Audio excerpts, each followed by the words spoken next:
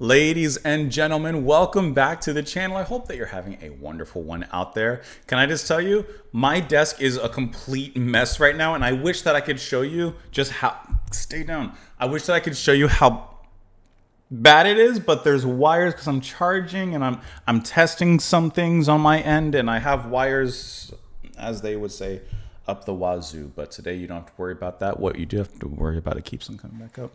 Today we're going to listen to the band The Birthday Massacre. We're going to listen to this track, Nothing and Nowhere. This is going to be I'm so sorry. This is their track The Dream off of their album Nothing and Nowhere, which was released in I'm doing a search 2009, 2 years after I graduated. We're listening to this track because it was suggested and sponsored by Dustin. Dustin, thank you so much for the recommendation. I appreciate the support as well. I've never heard of the band, never heard of The Birthday Massacre.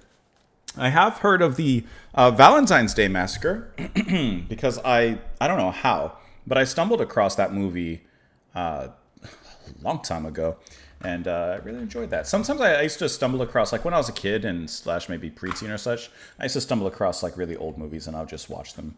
I watched The Green Beret with John Wayne, like, you know, just random movies. Anyways, you have no interest in that? All right, let's listen to The Dream. We'll discuss it a little bit after. Here we go. That's how I became such a huge fan of Clint Eastwood.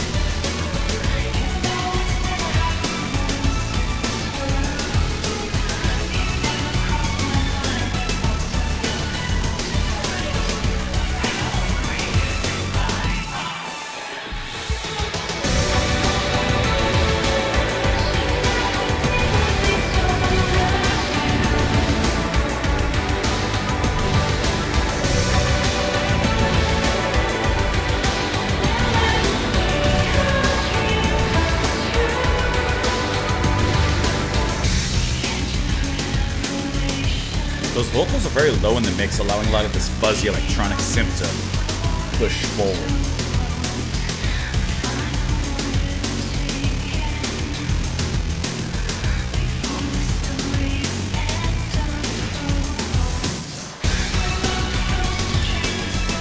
Kind of hits a little bit of like a Lacuna Coil kind of sound.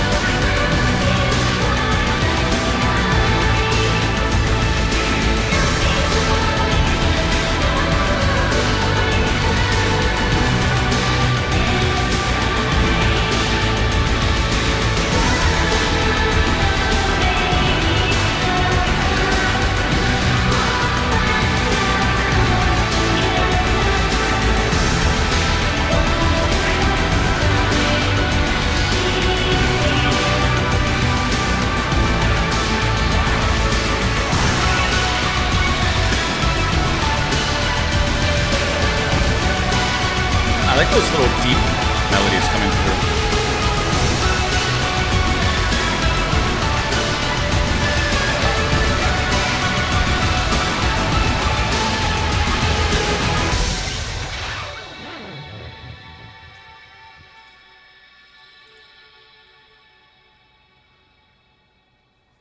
they kind of have like I don't know why, but it reminded me a little bit of a definitely more electronic based and towards like Lacuna Coil to an extent. And I think it's because of that mix of like, you know, kind of a 2000s, mid 2000s, early 2000s rock sound, you know, especially in that kind of alternative rock and alternative metal kind of sound. But then here mixed with like the electronica sounds as well. And there was a time, not with like this kind of genre, because the sound kind of, to me, kind of hits like an interesting alt rock indie electronica rock band kind of thing with the way that everything's synthesized here. And I do mean to make a pun, but it reminds me of sometimes like when I was in late high school, early college, and to an extent I listen to some now, especially on occasion I should say.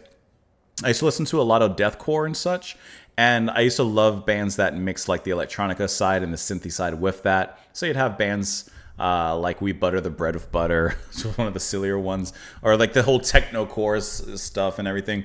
And obviously, this is not a genre like that, but the mixing of the styles is kind of similar, and I'm getting a similar vibe here.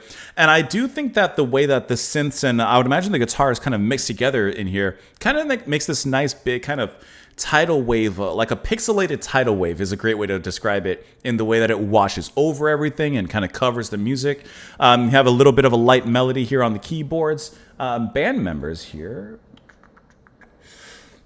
I'm on their Bandcamp, and I do not have the band members at least listed here on this specific album page. But what I do notice on this particular track is the vocals are very, very low in the mix, almost like they're more a part of the atmosphere rather than a lead or part of the song. Which, Dustin, you did mention that this is the original version, but that they had re-recorded the track for a different album, Violet.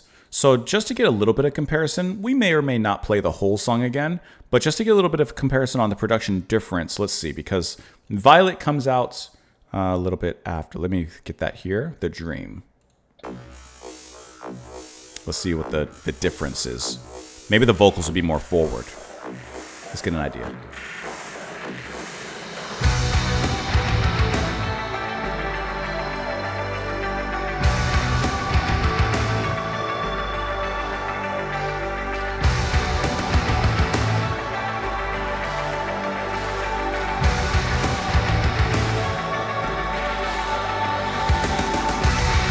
And Nothing and Nowhere was 2002. I read that wrong. So this is 3 years later.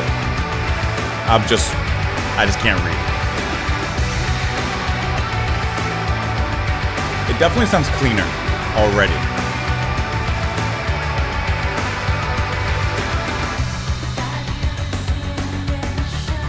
They're a little pushed up, see? Yeah, now you can hear her.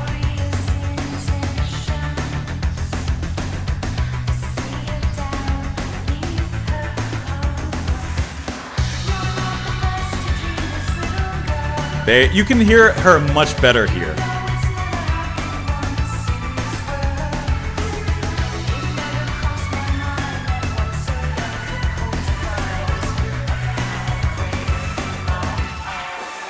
See, I didn't even hear that little distortion on the back end of her vocal there.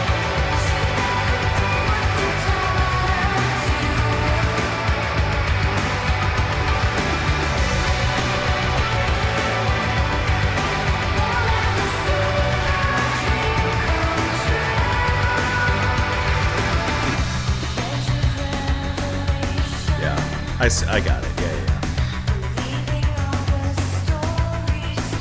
I'm gonna skip to the break here. Her voice is a lot cleaner.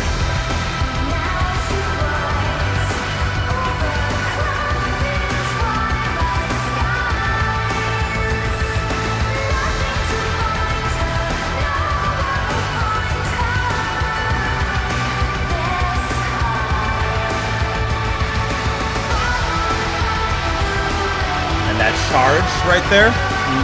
Much more powerful here.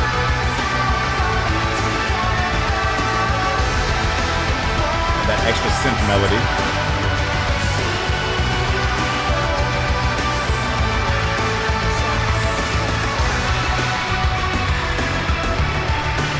That drip of keys.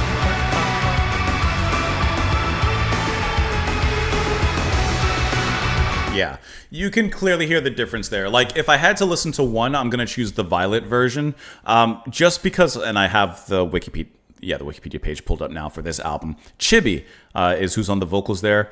Chibi, I love how that's like small / cute for like Japanese.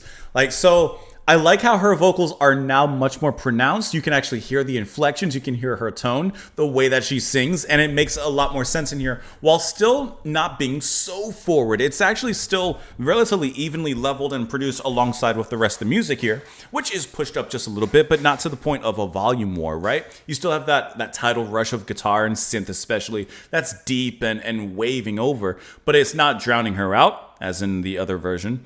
And I like how it gives a little bit more shine towards her because she does have a very lovely voice and it mixes in very nicely with this track.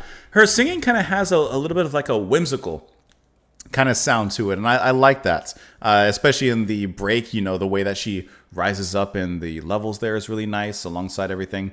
It's like the music is constantly vibrating and working around her and she's just there like in complete control of the elements around her.